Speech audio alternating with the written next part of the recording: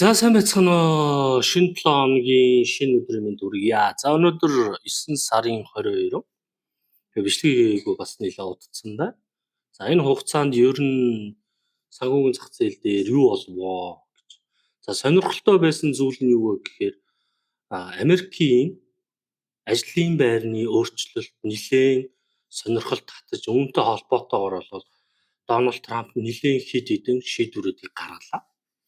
За юу болсон бэ гэхээр ер нь бол сар болгоны эхэнд ажлын байрны өөрчлөлт гардаг. За тэгээ 9 сарын эхний 7 хоногийн ажлын байрны өөрчлөлт нь 23 мянгаар өссөн юм үзэлт гарсан байна. За энэ өсөлт бол ковидоос хойш үеийн хамгийн муу өсөлт гэсэн.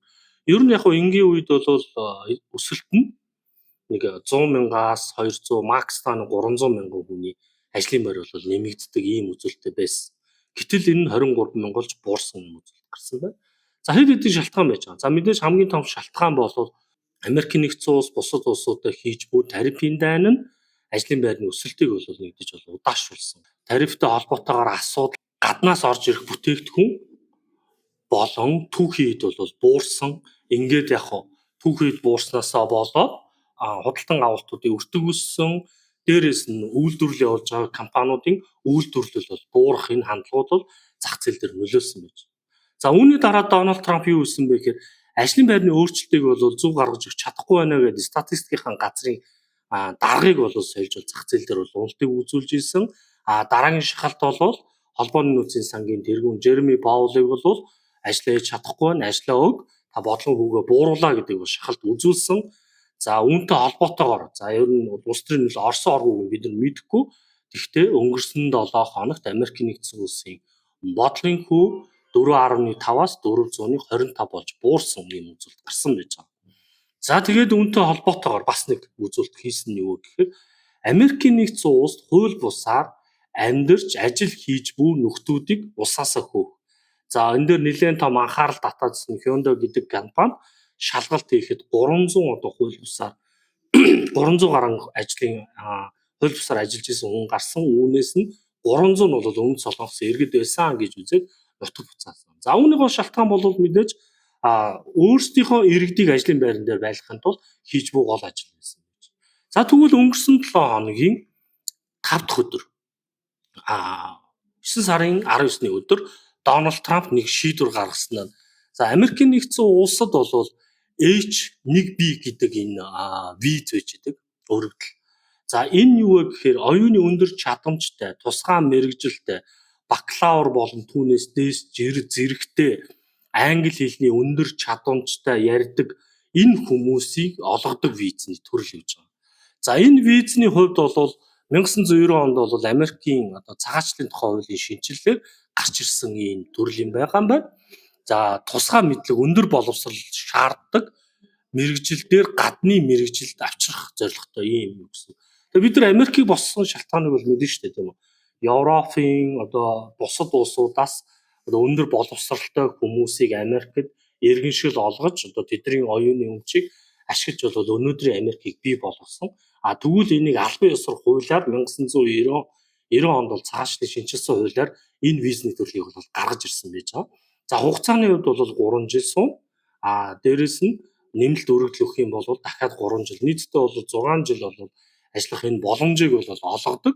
За тэгээ 2000 онд бол дижиталын хувьсгал үед бол энэ төрлийн мэрэгжилдээр ямар хүмүүс илүү их ажилд орсон бэ гэхээр Microsoft, Google, Oracle, за тэгээ сүүлийн үед Facebook буюу Meta гэдэг эдгээрийн технологийн салбар дээр ажиллах хүч нь ерөөсөө энэ визээр орж ирдэг.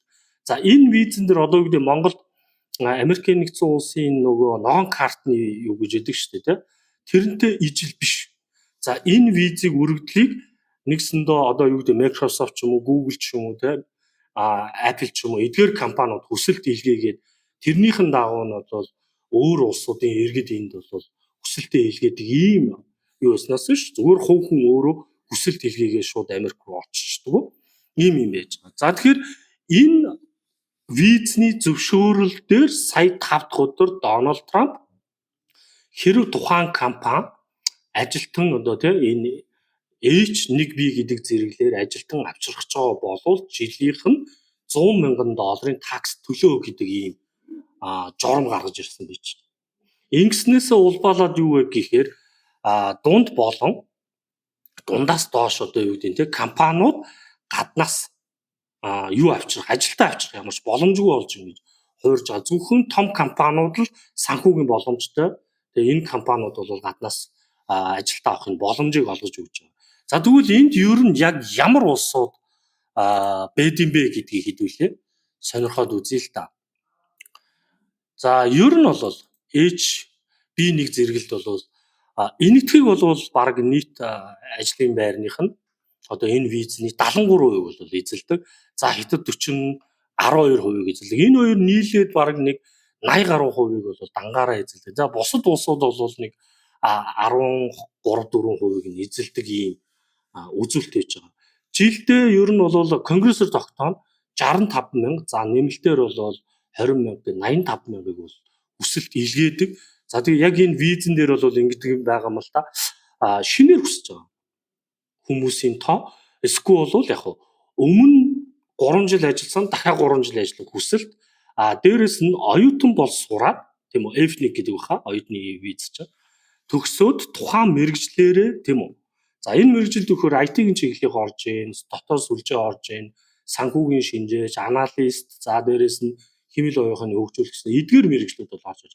Энэ чиглэлээр төгсөн хүмүүс үргэлжлүүлээд Америкийн нэгдсэн улсын том компаниуд ажиллахдаа энэ визээр үлддэг юм байж байгаа.